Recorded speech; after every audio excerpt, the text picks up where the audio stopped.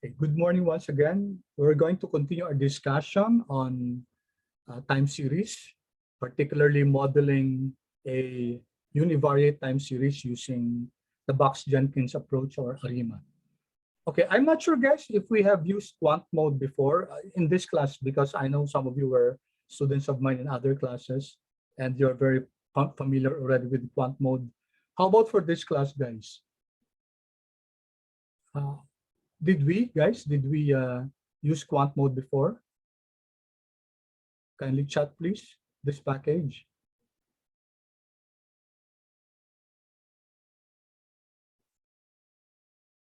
Did we, guys?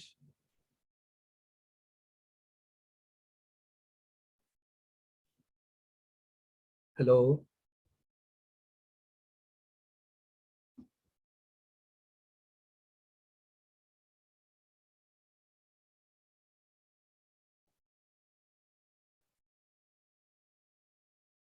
Hmm.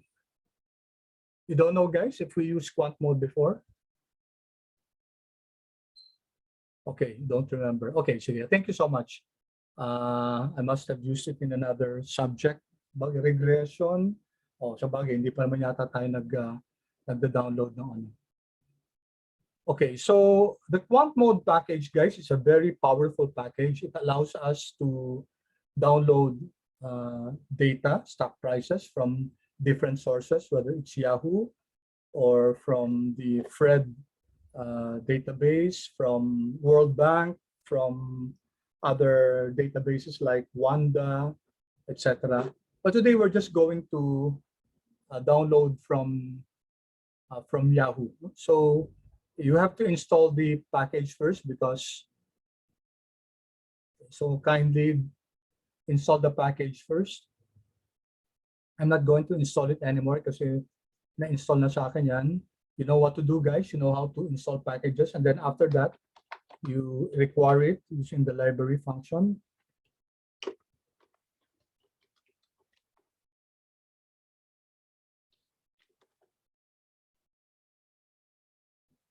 Okay, and then once you're done, guys, kindly chat, please, so that I know if I may continue already.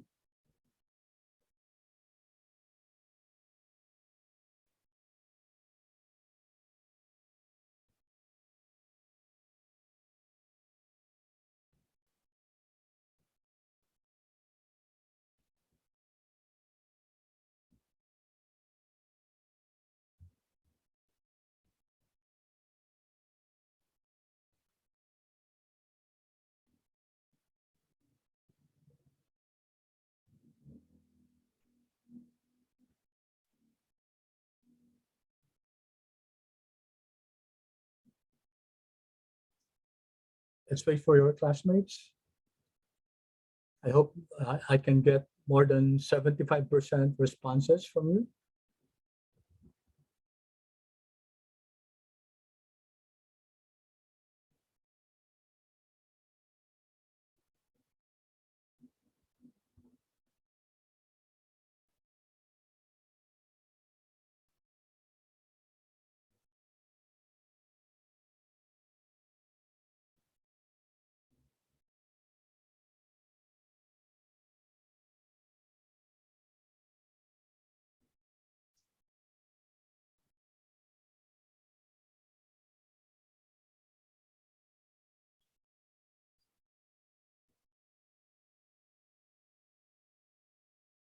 Siya pa lang.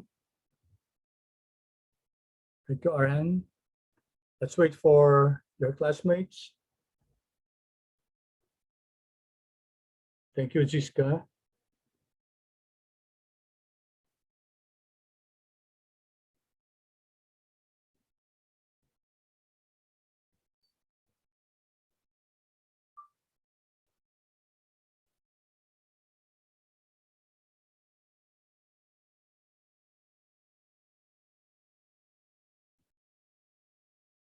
So let's wait for the others to be able to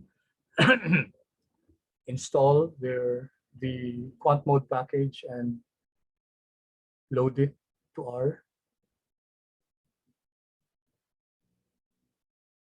Thank you, Mel.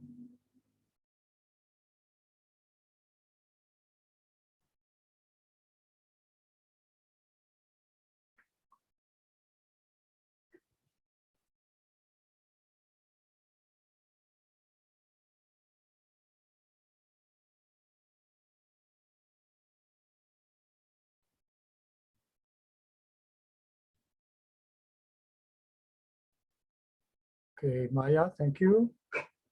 Oh, parang konti pa na nakaka-load na. We'll wait for you guys kasi you won't be able to follow along unless you haven't installed the quant mode package.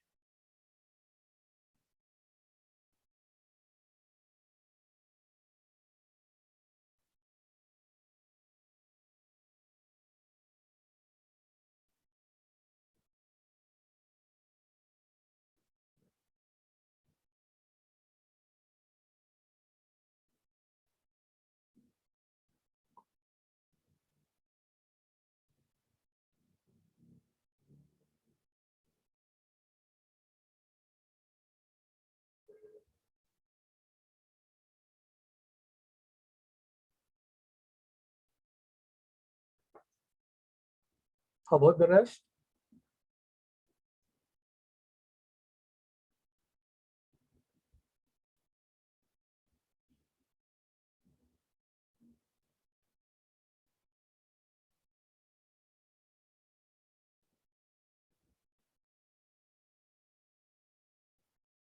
Apat pa lang nakapag-download.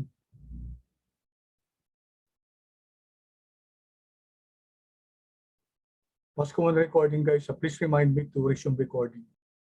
Okay, the quant mode is a very versatile, very powerful package.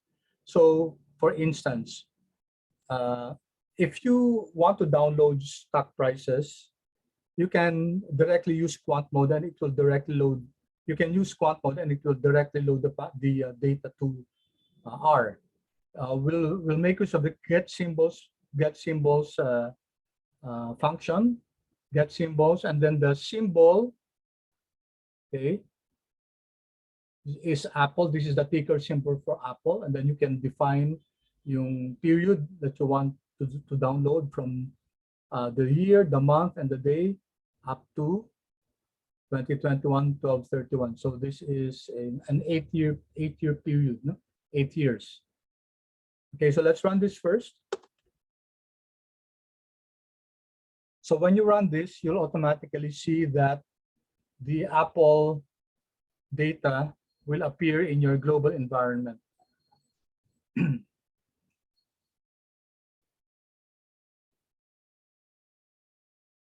Okay, here. See, it says AAPL here. AAPL here. So it's an XTS. XTS stands for Extensible Time Series. Okay. One good thing about this is if we view this extensible time series or zoo object, they're practically the same. If you take a look, guys, at the data, you have here the opening price of Apple. So this is from 2014, January 2. There are 2014 entries. So that's until 2021, 12/30. We requested for 12/31, but there was no trading on 12/31. Okay, and then there are 6 columns here. You have Apple open, high, low, close, volume, and then the adjusted close. So very convenient to be importing the data set from Yahoo itself. It used to be that data can be also gathered from or collected from Google, but Google has already stopped sharing its data. Okay, so let's continue. Okay, then let's change the name of Apple into small letters so that it's easier to type. Okay, so if I view now, the Apple, the small letter A. Okay, so they're the same, only that we change the name. And the structure, guys, it's an XTS object. Okay, extensible time series. It contains the date, so you have here the, okay, it does not tell us the, ito, no? Character, yung title, open, high, low, close. Okay, so it's indexed by objects of class. Ang time zone na ginagamit is universal, I forget the meaning, UTC. It's an XTS with attribute a list of 2. The source coming from Yahoo. And this is POSIX CT. POSIX CT will allow us to have even the time, guys. Okay, so that's for the structure. For the class, guys, ano yung class nito? It's an extensible time series or a zoo object. Now, what sets an extensible time series or a zoo object different from a data frame? The difference, guys, is that sa XTS object or sa POSIX city or sa zoo object, yung time frame is not part of the variable. But usually, pag data frame, yung time or yung date nakalagay dun sa column as one column, no? Date or time, whatever the dimension is. Ito, yung timestamp is part of is the index. Usually, pag data frame, guys, yung index is 1, 2, 3, 4, 5. It's the cardinal number, no? From 1 up to whatever the size of the sample is. Ito, yung yung time frame niya nandito sa index. So that makes it really very powerful because before, guys, nung wala pa tong quant mode, wala pa yung XTS object, it was quite difficult to manipulate or deal with time series. Kasi yung time andi dito sa column. Tapos minsan nagkakaproblema sa pag-access ng data, sa pag-manipulate ng data if the date or the time is part of your variable. Okay, so all right. Now, what we're going to do is only to use the 1, 2, 3, the closing price, or we can use the adjusted price. So for some, they prefer the closing price. For some, they prefer the adjusted price. Kasi adjusted price includes already yung it takes into consideration yung pag may mga splits or other information that could have affected the closing price of the stock, no? So, but we're just going to use for this exercise yung closing price. Sorry, hindi pala. Yung adjusted ang gagamitin natin dito.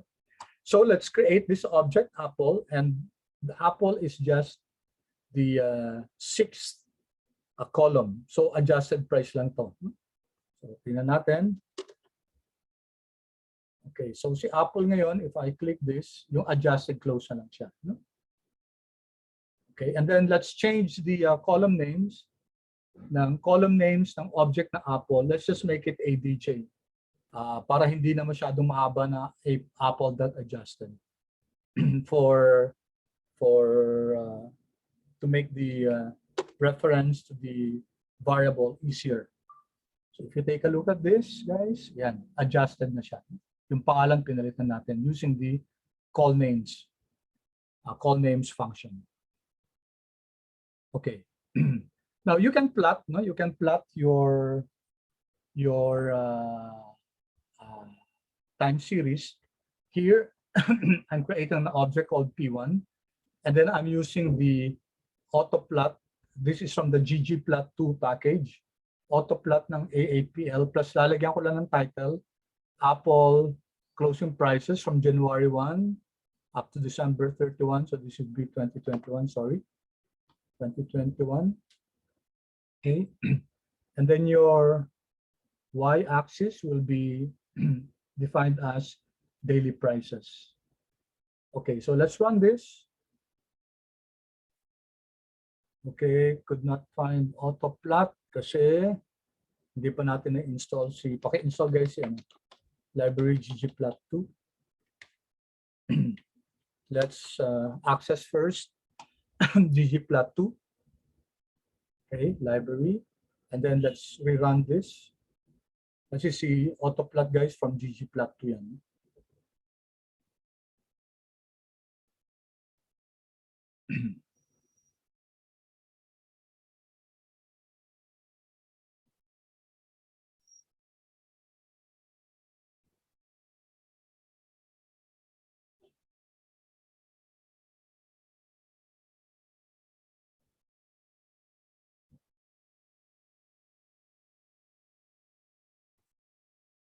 Okay, nagkaka-error ako sa plotly. Never mind. Wag na lang to. No? Let me just close this. We're not really so much interested in that. Okay, so we have here, guys, ito yung plot natin ng P1. Ano? So this is your Apple stock price. Okay, so this is the title, Apple closing prices. And then you have the y-axis daily prices. Okay, so if we're going to model this, usually guys, ang minomodel yung returns, no? So, but for this example, let's just model the stock prices. Karamihan sa finance, ang interest natin hindi yung stock prices per se. It's rather the returns of Apple. So sa next meeting, yan ang titingnan natin. Well, as a start, guys, let's just model the prices itself. Okay, you can actually, guys, so let me, nakalagay ba yun? Ito, no? Okay, so another way we can plot this is using the chart series function of ito, no? So here, ipa-plot natin si Apple. So hindi na natin kailangan to. Ito na lang. So this is the traditional way to plot. As you can see, guys, seems na may may, of course, definitely may trend. As to seasonality, hindi siya masyadong apparent, but definitely this is not a seasonal, this is not a stationary data. Therefore, we cannot use Box Jenkins to plot this. We will have to transform this data. Or you can use a chart series. This is from your quant mode. Ko lang para alam natin kung saan galing to. This is from the quant mode package. So if we plot that, okay, makikita nga dito, guys, may hindi nakasama yung volume. So kakasipag line yata. Anyway, so this is another way to plot your time series using the chart series chart series function. All right. So it also tells us that it's same as the two other plots that we did. Okay, so the question, stationary ba siya? And we know it's not, it has trend. Okay, we know that a stationary data set has no trend, neither does it have non-constancy, neither also it has a constancy of variance, no seasonality. Although our data does not exhibit seasonality, parang wala naman seasonality dun sa time series natin. But definitely it's not it's not stationary. Okay, so what do we do about this? So we have to transform this kasi dapat yung data natin stationary, no? So let's first try a differencing in order to remove the trend. Okay? So paano natin, guys, masasabi na paano natin masasabi na stationary? Paano natin unang gagawin? Let's try to difference the data. So let's create this object, the difference Apple is equal to difference ng AAPL. So let's see this. And then let's view this object. So you notice, guys, na meron na tayong, you have now the first row is blank. Kasi nga you're subtracting periods. No? You're subtracting between time 1 and time 2. So itong January 2, 2014, wala siyang previous value. Kaya wala siyang difference value. Okay. Any questions so far, guys, as far as this is concerned? Any questions so far?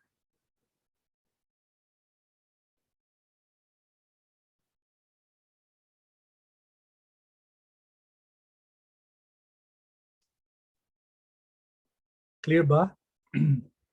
So sana mag-chat naman yung iba, guys, kasi hindi ko lang alam, guys, kung there are 17 of you and then I'm not getting any feedback from most of you. Kung pwede lang, please. Siyempre, hindi kayo makakapag-feedback pag nagda-drive kayo. No?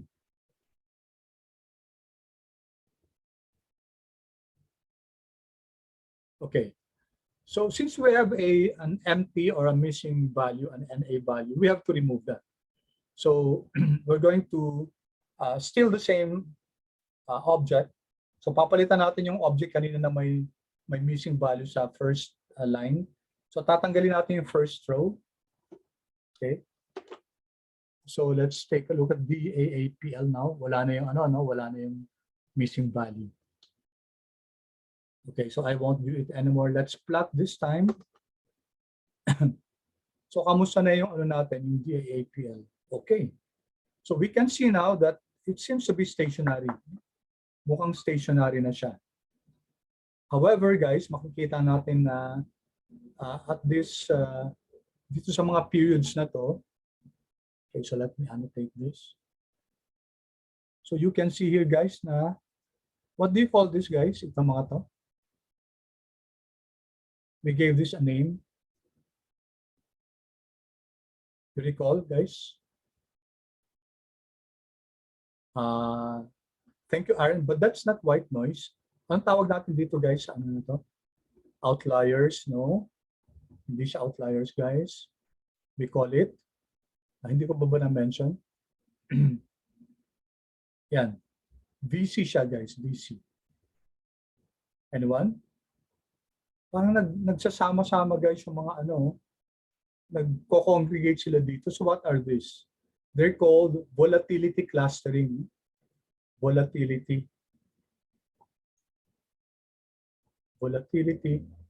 clustering. Nagka-cluster sila. So ano ba nangyayari, guys, sa volatility clustering?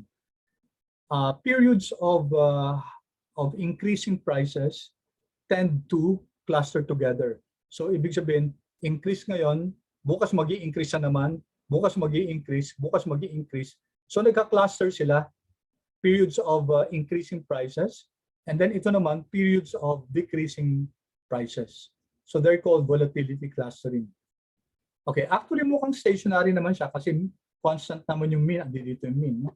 Kaso nga lang, guys, we might have a problem with this later on. No?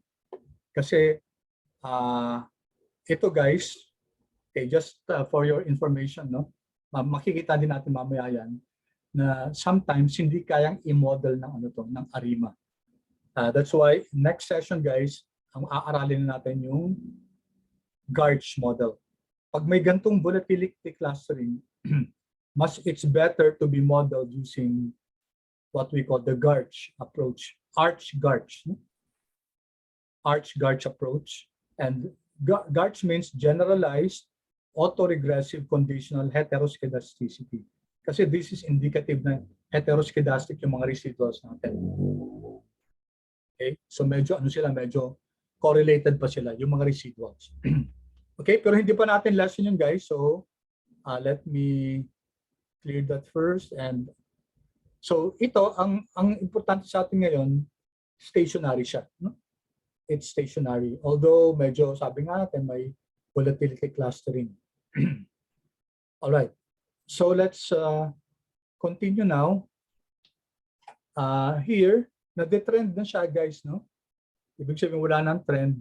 Pero may mga shocks pa rin. Tingnan natin, guys, kung kung makakaya natin ng log. Pag i-log siya. What if, guys, hindi natin i-difference, no? This is just to illustrate, guys, what if we did not differentiate, but rather we got the log first. So we're creating this object. L stands for log. Log ng apple is equal to the log of apple. So let's look at this. Let's not do it anymore. Let's just take a look at the plot.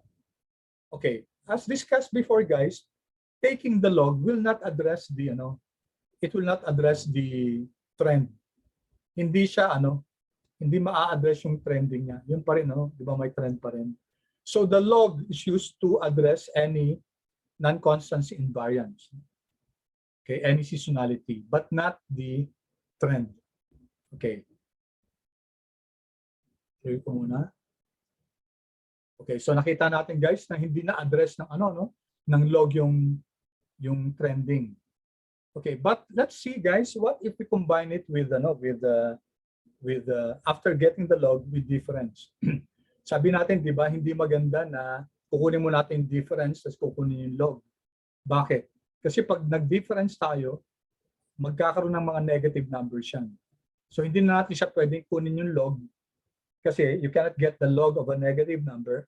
So you'll have to do another manipulation. Hahanapin mo siguro yung minimum, tapos i-add mo siya. So masyadong hassle yun. No? So why not just get the log first and then get the difference? So in this here, guys, we are getting the difference of the log Apple series. No?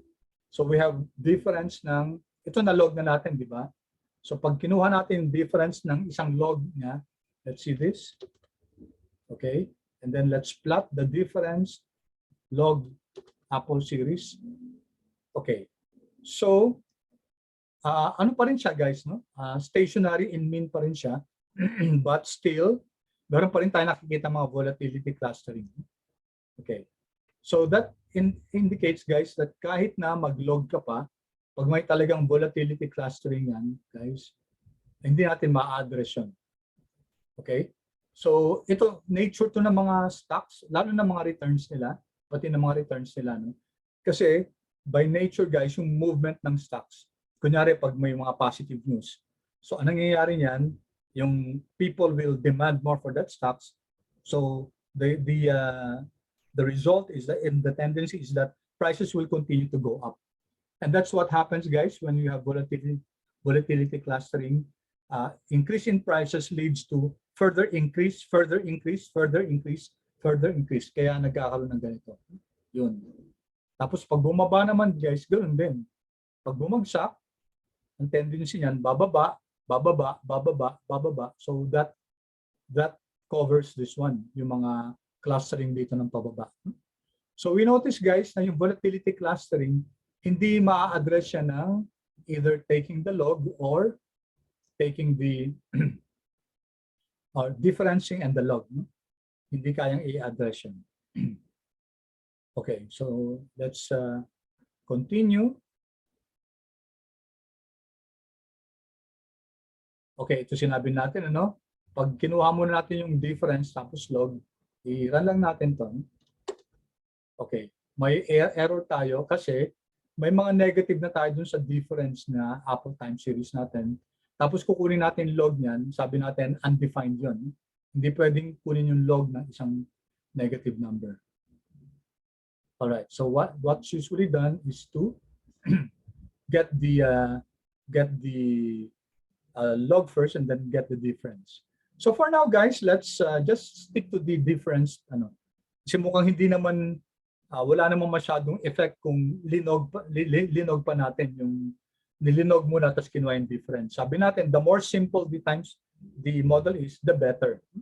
So ito, ang gagamitin lang natin yung difference the dataset. Let's not choose the log difference ng log dataset. Okay? So let's first access the T-series package. Kasi doon manggagaling yung ADF test natin. So ano yung gamit ng ADF test, guys? Augmented Dickey-Fuller test. The augmented Dickey-Fuller test is a statistical test to show whether the time series is stationary or not. So kailangan natin yan, guys, kasi we cannot proceed to modeling using the Box-Jenkins approach if the time series is not stationary. Of course, guys, ngayon, medyo because of advanced packages, no? Remember yung auto.arima, di ba?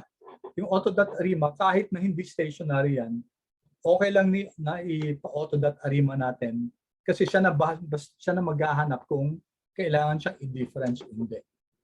But in this case, we're still looking at the traditional way. So we're using not the Apple dataset, but rather the difference Apple dataset. And let's see if this is stationary. Okay, we have here, guys, the p-value. Okay, sabi natin ang null hypothesis nito is that the time series is what? Not stationary. So the p-value is 0.01. That's less than 0.05. So we reject the null hypothesis that the time series is not stationary. Okay, the time series is stationary. Okay, yun ang alternative hypothesis natin. So we're rejecting the null hypothesis. Okay, let me pause for a while. Paki-chat please kung clear so far tayo. Clear ba tayo na yung difference na Apple dataset natin is already stationary? Therefore, pwede na tayong mag-proceed ng pag-model natin. Paki-chat please guys. Appreciate your feedback. Kung okay tayo so far.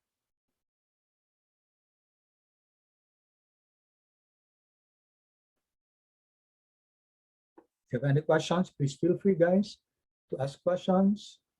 As you know guys, I really encourage asking questions. Okay, 6 out of 17, hindi man lang ang lahati. So let's give your classmates a few more seconds.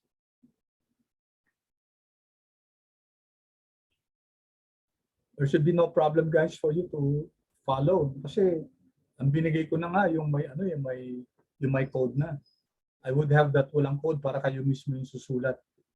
So medyo tinitingnan natin guys yung time limitations natin. Okay, a few more seconds. Okay.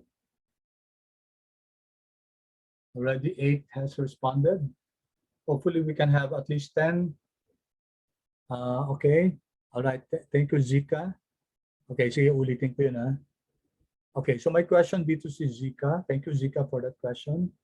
Okay, ito guys, di ba? From the T-series package, you have this function, ADF test. Sabi natin si ADF test is your augmented Dickey. Kasi dati ano lang yan guys, Dickey-Fuller test lang yan. But it has its limitations kaya in-augment nila, no? In-improve nila kaya it's now called ADF test. Itong ADF test, it's a test of stationarity. No? Kung yung data natin stationary o hindi. So at least hindi na tayo actually hindi natin kailangan i-plot o para kung i-plot kasi natin, ang hirap visually talagang sabihin kung talagang stationary. So we need a statistical test for that. And itong si ADF test is a very good tool. May iba pang mga test, but we'll just stick first to ADF test. Okay, and then you have this result. You have, ito yung titingnan natin yung p-value na to. Okay, so this is Dickey-Fuller with a Dickey-Fuller stat -12, log order at 12, and then the p-value is 0.01. So this is less than 0.05. So we look at the null hypothesis, which is the time series data is not stationary. So since the p-value is less than 0.05, it's equal to 0.01, so we're going to reject the null hypothesis. Okay, so there's strong statistical reason to believe that the time series is stationary. Okay, Ziska, did that answer your query? Okay. Okay, thank you. Thank you, Ziska, for that question. Okay, so let's move on. Ito, inulit ko lang to, no?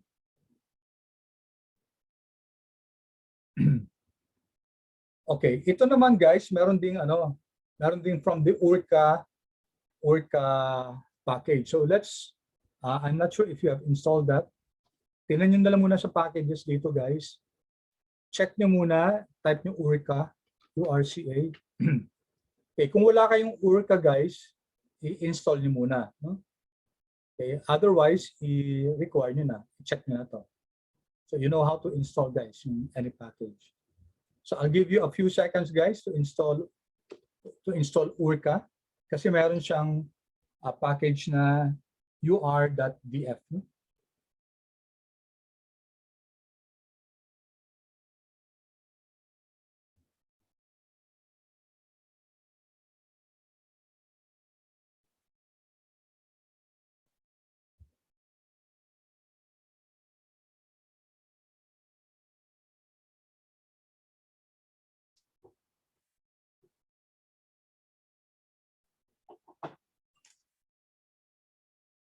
Check guys kung ano na.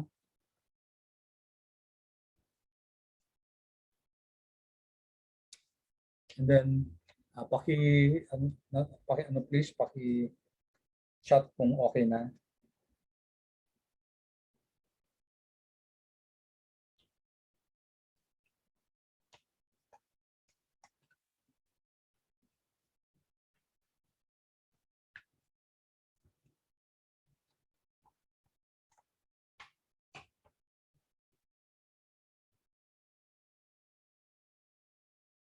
Okay, good. Thank you. So let's wait for the others. And then if you're done, guys, kindly check nyo na to. No? Okay, i-run natin tong function na to. So we're getting the ur.df, no? And then i-summary natin siya. Unit truth test to.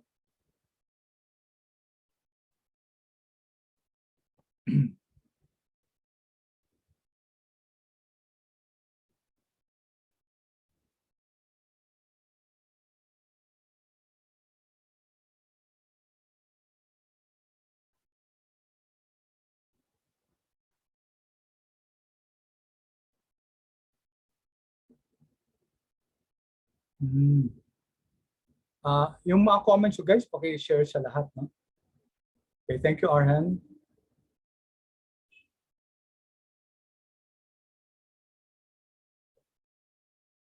Kindly check guys, kailangan i-library nyo si ano ha. Kailangan i-library nyo si Urka.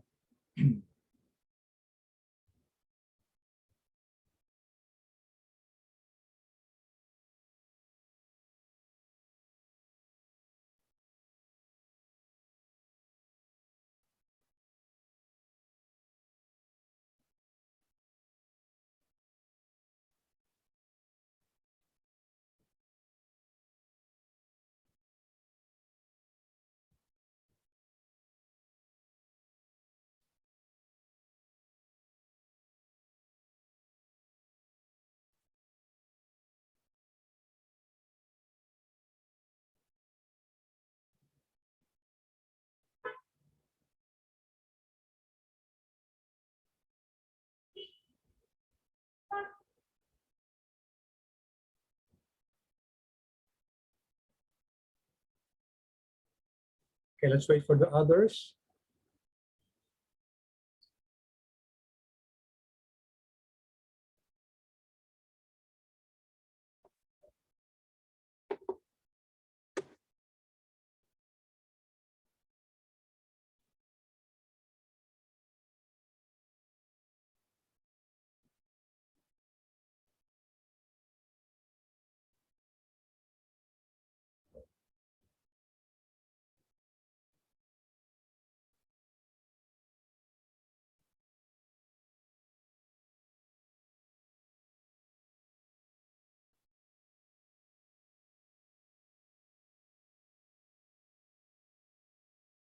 Okay, dadalawa pa lang, tatlo.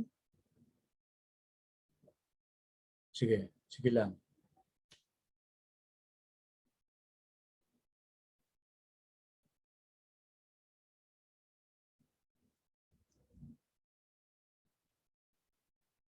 Okay, thank you, Maya.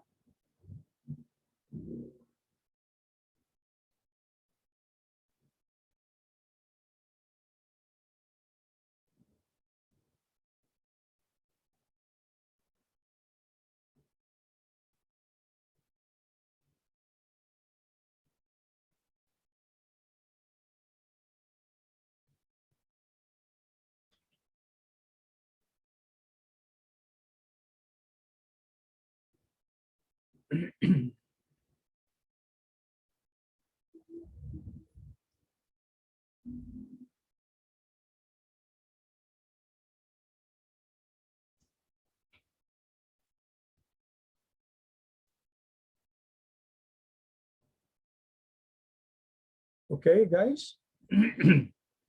Okay, if you take a look at the output, guys, sabi dito, unit truth test. Yung unit truth test, guys, pareho lang yan sa ano sa non-stationary, no? Kasi if there's a unit truth, guys, ibig sabihin nun, I think we discussed this before, diba? Pag may unit truth, guys, ibig sabihin nun, hindi siya stationary. So, if the existence of a unit root indicates that it's not stationary. So just be familiar with that, no? Kasi they're just the same. So you can say that does that series have a unit root? So pag sinabing does the series have a unit root, it's also synonymous to saying that the series is not stationary. Okay, so among the so many inputs here, so yung kay Ulrika na package na UR.df no maraming stat na binibigay, but we're just interested in this one. Okay, so this the null hypothesis here is that there is a unit root. So sulat ko yan, no? HO, there is a unit root. AKA to guys, AKA not stationary. So pareho lang actually siya, no? Ito yung mas technical na term talaga, may unit root siya. Okay, so ang ano natin dito, we reject the null hypothesis. No? We reject this null hypothesis that there is a unit root or the time series is not stationary. So based on this, no? based on this p-value. Okay, so may mga iba pang na hindi natin kailangan muna, no? We don't need that. We're just testing for the stationarity of the data, and then I'm just showing you the many different ways to test na hindi lang iisa, no? Hindi lang iisang way to test. ADF test is okay already. No? Tapos meron din guys yung here. Okay, here naman guys, you can also make use of the Kpss test. So iba na naman to, no? May ibang test na naman to.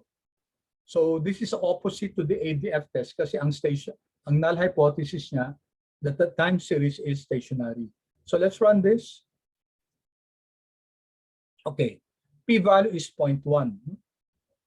Diba? P-value is 0.1. So the Kpss test is based on the null hypothesis that the series is stationary. Okay, so we would want the p-value to be greater than 0.5, 0.05, so that we will not reject the null hypothesis. So you can see here that the p-value is 0.1, so it means that we fail to reject the null hypothesis. Ang null hypothesis again is that the series is stationary. So pareho lang guys yung result ng whether we have the ADF test or the Kpss test. So this is just to make you aware that there are other tests, hindi lang yung augmented Dickey Fuller. Meron tayong Kpss test na Okay.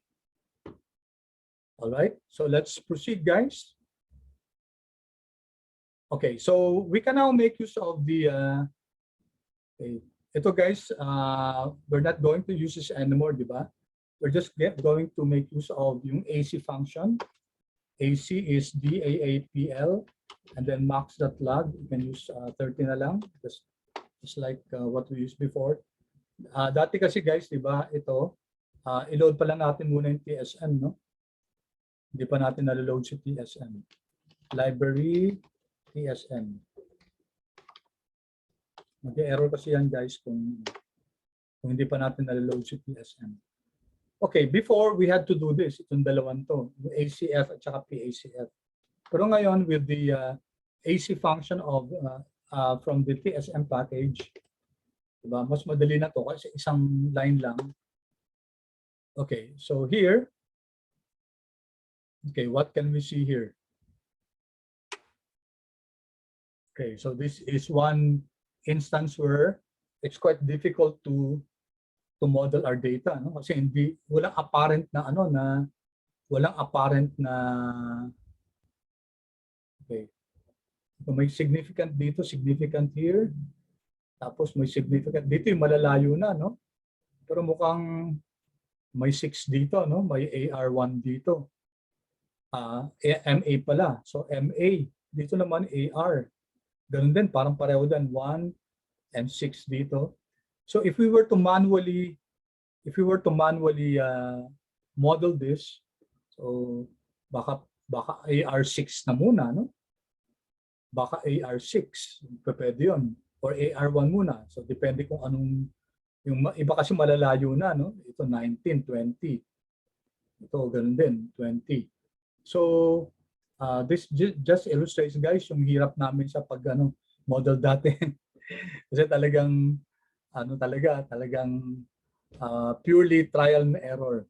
So subukan muna namin AR6, ARIMA 6.6 kasi pareho silang significant at 6, or ARIMA 7.7. Compute, and then sige, next na naman. Tapos compare yung AIC. Ganon, guys, ganon kahirap. Ngayon, at our disposal, wala nang sweat, no? Okay. So sabi ko nga dito, looking at the ACF and PACF function, it's difficult to determine kung ano yung ARIMA model. But guys, because we have now this auto.arima, di ba? Diba? Ang dali-dali na, no? So let's create this model 1, auto.arima, yung difference ng apple. Trace is equal to true, and then print natin yung model. Oops. Okay. Anong package siya, no? Auto.arima. Kalimutan ko anong package siya. Hindi pa natin naloload. Okay, here. Let me find it here. Ay, yung forecast pala. Sorry. Yeah. We forgot to load forecast. Library. Forecast. Okay. So let's now, once again,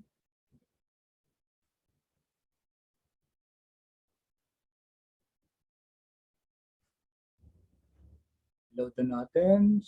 Run na natin sa model 1. Okay, there you go. Wow. All right. So, what's now our model, guys?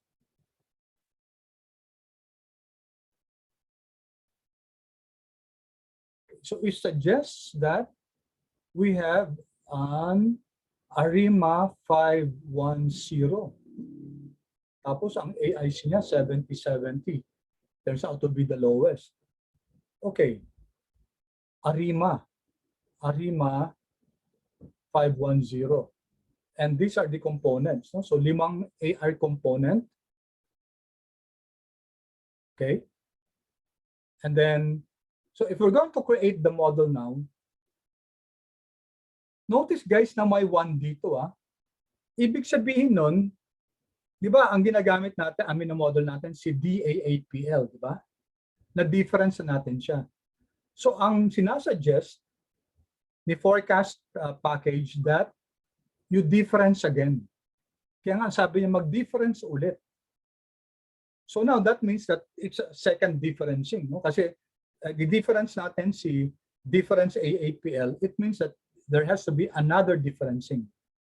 Okay, kasi kung yung ARIMA, ano ba dito? Tingnan natin at talagang ipinapa-difference niya. So lahat ng sinasuggest niya, talagang i-difference lang talaga. But as an exercise, guys, you can use yung ARIMA 500, no? Diba? You can do that. Anong function yun, guys? Tapos i-check natin kung ano yung AIC. Sige, why don't we do that? Remember, we did that, guys. Let me show that to you. Remember, pag ginagamit natin yung ARIMA function, but it will give us a model here. Ito. Hindi yung simulate.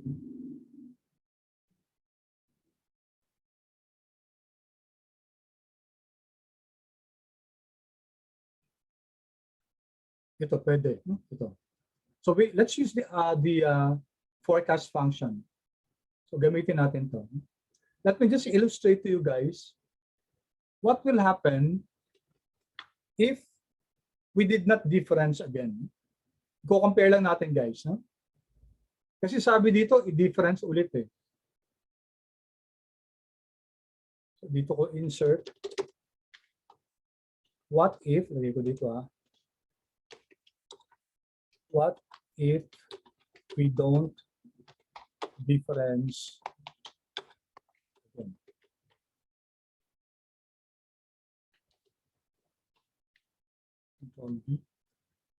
Okay, so we're using the forecast package, yung ARIMA function niya, and then this one is DDAPL, no? And then ang ano natin is 5500, no? Okay, 500. We can include the constant. Check natin. Okay, let's see this, guys, no? So, okay, ulitin ko yung ginagawa ko, ha. Ginagawa natin, guys. Kasi sabi natin, ibig sabihin magdi-difference pa ulit dito, di ba? Kasi ARIMA 510. Eh kung hindi na lang mag-difference, ano lang, ARIMA 500 na lang. So tingnan natin, guys. So let's use the ARIMA function. So we're using the difference, difference, ay mali ito. Difference AAPL, no? Tama ba? DAAPL. Para ma-sure lang yan. DAAPL, no? We're using the DAAPL function. Ang order natin, let's use the 5 lines, no? 500. And then let's see what the model will look like. Okay. 500. Interesting. Bakit siya 6736? Pero dito ang akaiki natin 7070. This surprises me, guys, no? Okay, kasi pag ginamit natin yung ARIMA package, ARIMA function ng tama ba tong tama? Ito yung minomodel natin, di ba? And then ang order natin is 500. Okay, ibig sabihin ng 500, just 5 logs lang ni AR. Tapos wag na natin i-difference. Okay, so ibig sabihin isang difference lang ginawa natin. And then pag binodel natin, i-run po ulit. Okay, you have here AIC 6736. Pero yung ano natin dito, yung yung AIC natin dito 7070. So mas maganda pa tong itong ARIMA 500. And yet dito, guys, dito nag-difference talaga siya.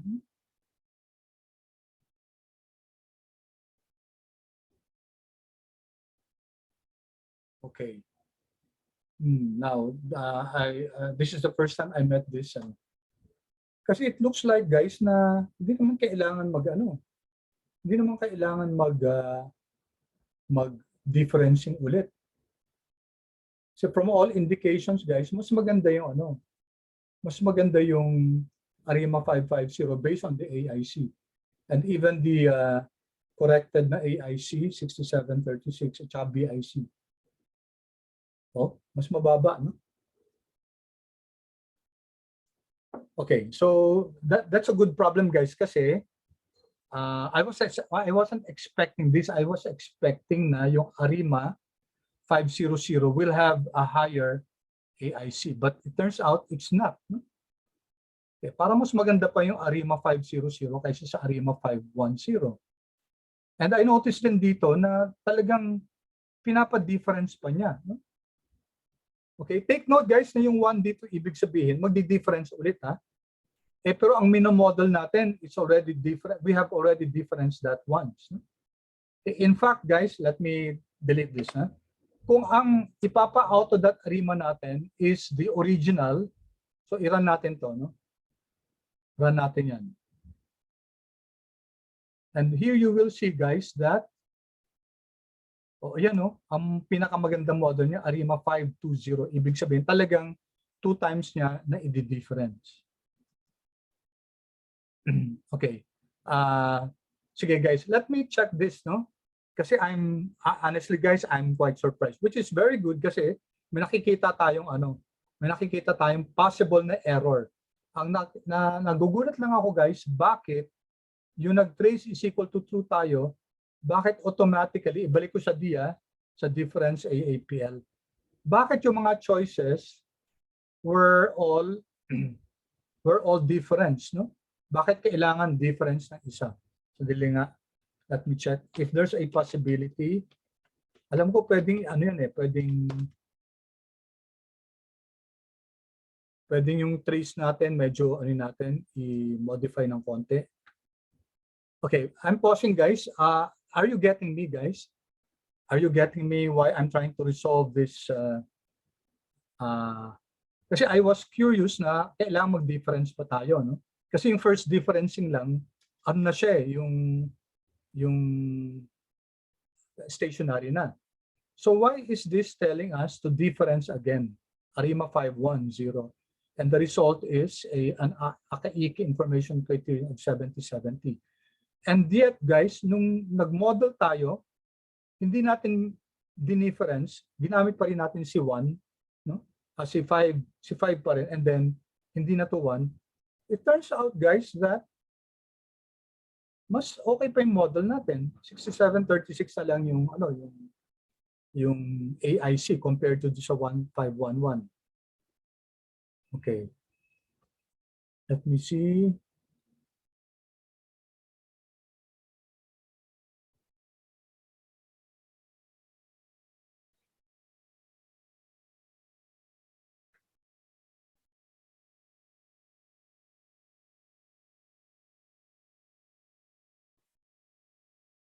Dito nag-ano siya, no? Nag-max.d. Kaya auto.rima, ito yung data natin. So ito walang differencing daw eh. No?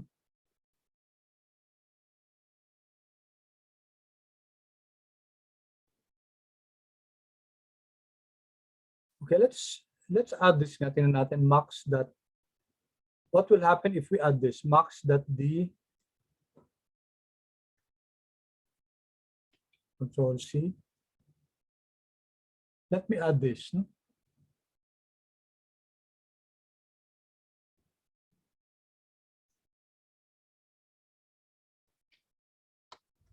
Okay. So what if I make this 3?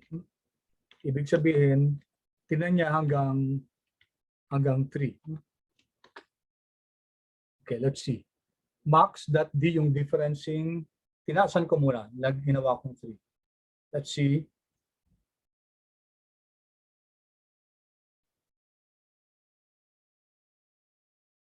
Talagang 510 yung sinasabi niya. So hindi na siya hindi na siya talaga hindi na siya hindi na siya nag-difference ng 2 or 3. Okay. May start ba dito? Start.p, start.q.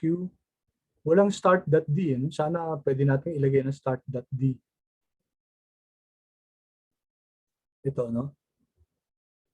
Start.p, start.q. Start.p, ito yung seasonality.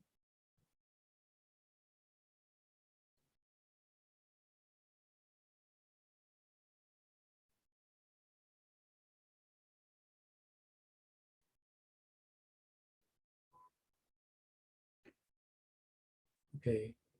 I was looking for, pwede niya i-start that d is equal to 0, no? Para talagang magsisimula sa 0. Dito guys, nakita nyo na parang inano niya, hindi niya linagay yung wala nang differencing. Lahat siya 1. No? Ang question, bakit? Bakit hindi siya nag-include ng if I insert this, d is equal to NA, Control C.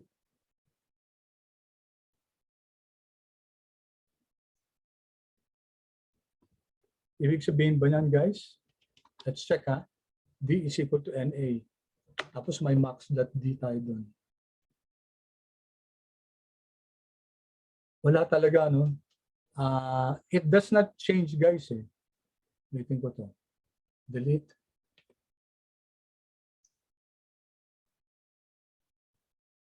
So, nagdi-default talaga siya na isa pang differencing. Okay. So, sige guys, let's hold that in abeyance for a while. I will have to check, guys, kung bakit hindi siya bakit hindi siya nag-zero ng ng differencing. Kasi, di ba, nung check natin ito, when we check this, if it turns out that an ARIMA 500 is better by virtue of having a lower AIC. If you take a look at the parameters, if we sum them all up, they should be less than 1. Not one of them is greater than 1. Okay, so honestly guys, this is the first time I encountered this, no? Na hindi niya sinasama yung 0. Tapos kasi between ARIMA 510 and ARIMA 500, syempre mas maganda guys si ARIMA 500 kasi mas mas parsimonious siya, no? At saka I really tend to question that kasi why do you still difference a difference data set? Okay, if you take a look at this, papakita ko lang guys ha. If I do difference AAPL, okay, out minus, which is the difference of AAPL, difference AAPL. So what I'm doing here is I'm getting the difference of the difference AAPL. All right. So let me view this. The APL. The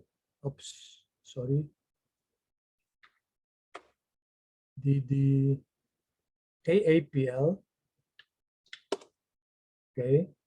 Yan. So tanggalin natin yung isa, DDAAPL. Let's remove that. It's equal to DDAAPL. And then let's remove the first row. And then kasama lahat ng columns. No?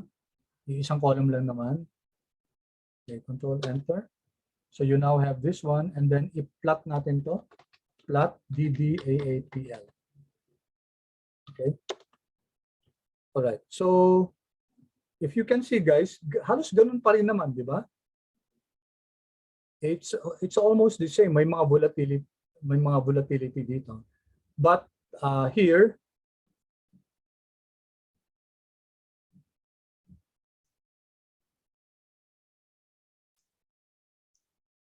okay, if we plot DAAPL.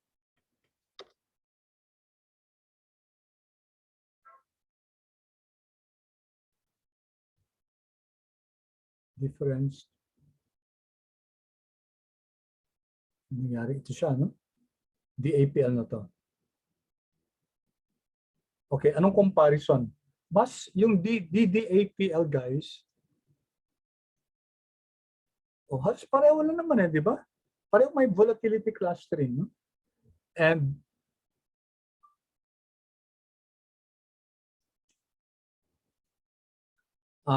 if we check guys yung stationarity nito, of course, I'm sure na even without testing guys, stationary yan. No?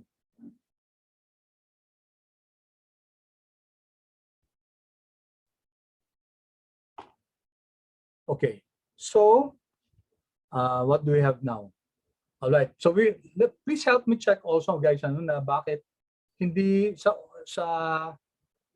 trace is equal to true, hindi sinama yung walang differencing. No? Okay, so that we leave that for a while, pero check nyo to kasi tingnan natin, di ba? Mas okay yung niya, no? Mas okay yung AIC. Okay, sige, i-plot natin guys okay, so let's just use gamitin natin guys yung suggestion ng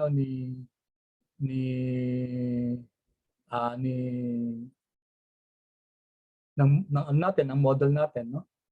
Ito. So auto.arima, yung mod 1 natin, sabi, si mod 1 daw ay kay ARIMA 510. Okay, so asa na tayo? Alright, so let's plot the residuals of model 1. Plot natin to. Okay, so mukhang naman, guys, no? Just a minute,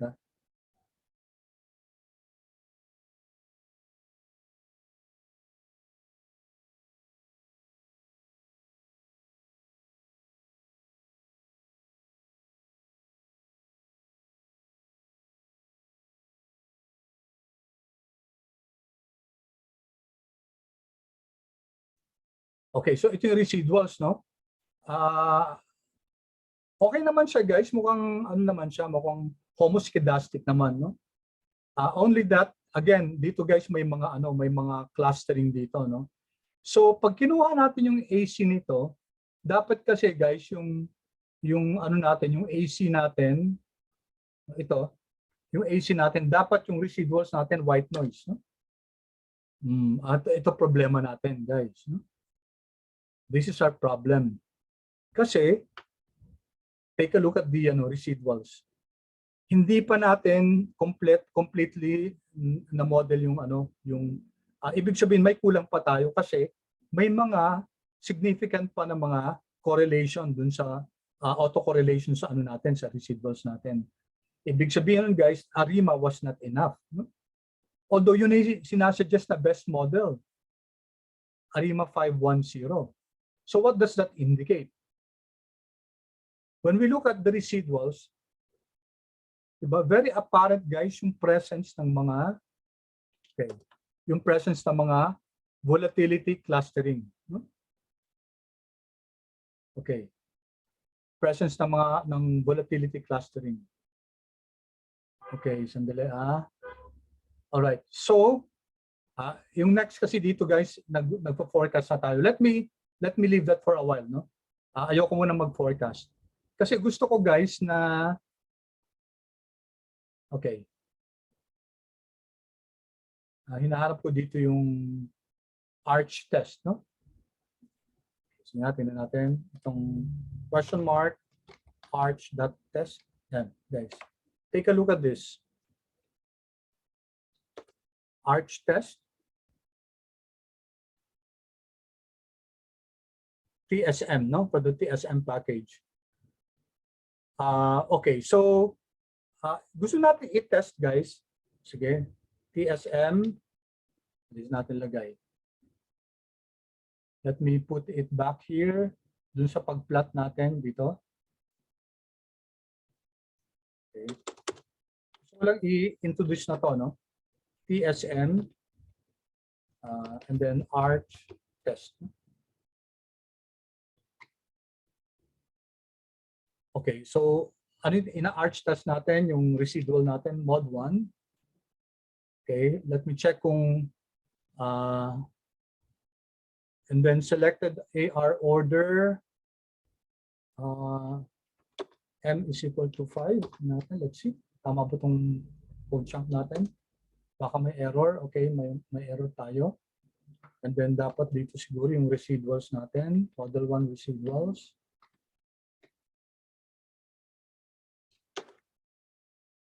Okay. Take a look at this, guys.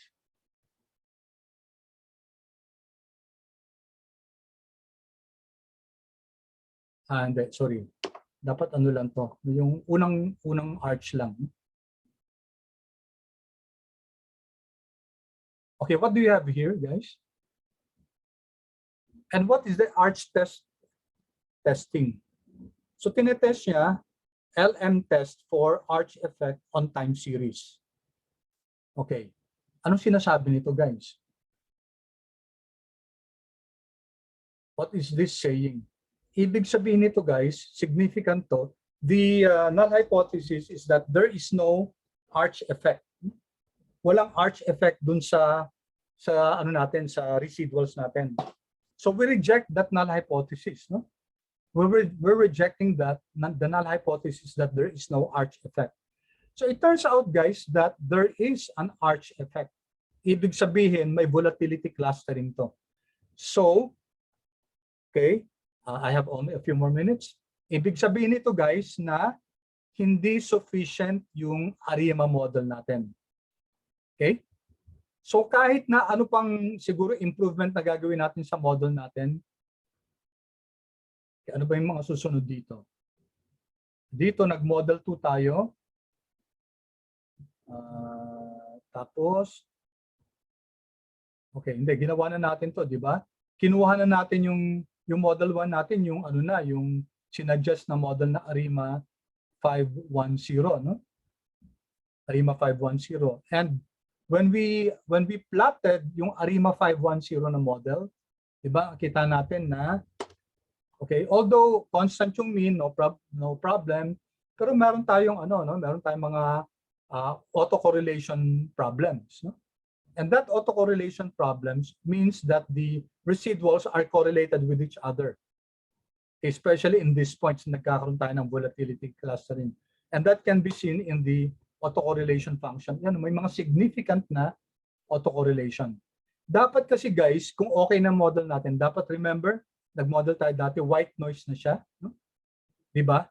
Nung nag-ARIMA.simulation tayo guys, if you recall that, nag-ARIMA.simulation tayo, nag-generate tayo ng time series na ARIMA siya, tapos minodel natin, tapos chinek natin yung residuals, tapos kinuha natin yung AC, white noise na siya guys. It's already white noise. So pag ganun guys, okay na yung ARIMA natin. Now ito guys, take note, so last 1 minute guys, if you take note guys, ayan no, diba? Hindi white noise. Okay, so ano ibig sabihin? Okay, yung ARIMA natin hindi siya nakaka-capture kasi yung natin, yung residuals natin, may mga autocorrelation pa. So enter guys si Arch-Garch model. Okay? So yung mga volatility clustering na yan, yung kanina, hindi guys kakayanin i-model ng ARIMA yan. So dito na papasok si Boleslav tsaka si Engel na nag-develop ng generalized autoregressive conditional heteroscedasticity. Okay? So next meeting guys, we'll start already with that. Now ito guys, kung pwede paki-ano na lang kasi konting ano lang naman yan eh. Kung paano mag-predict, no? Okay, so, sige, pakita ko na lang to ha. So i-predict natin si model 1, 22 steps ahead, no? So tingnan natin to. So dito may pred na tayo, no? Ano ba laman itong pred na to? Okay, ito guys, yung predicted value. So based on the model, pwede niyo i-predict, sabi natin 22 days ahead. Okay, so since this is stocks, no? So practically 1 month, no? Kasi ang trading sa stocks usually 22 days per month, no? Okay, di ba? So ito meron tayong yung prediction at saka yung standard value. Okay, and then here, okay, let me just run this, guys. Okay. Okay, hindi lang masyadong kita dito, pero you can see there the blue one, di ba? Yung blue dito, guys, yun. Okay, ito na yung predicted value niya, which kita natin yung blue, ito yung point estimate, tapos itong itong green at itong shade ng red, ito yung low at saka high, yung 95% confidence interval. Okay, so it's already time guys. Thank you so much for your patience. Pakira na lang guys yung konting-konting remaining. Okay, konting-konting na lang naman yan. So sorry hindi natin inabot, no? Ito test lang ng autocorrelation using box test, normality using Shapiro test. So minomodel natin dito guys yung natin, yung residuals, no? Tapos dito paki-check na lang to ng histogram at saka yung best model natin. All right? With that guys, I stop recording now.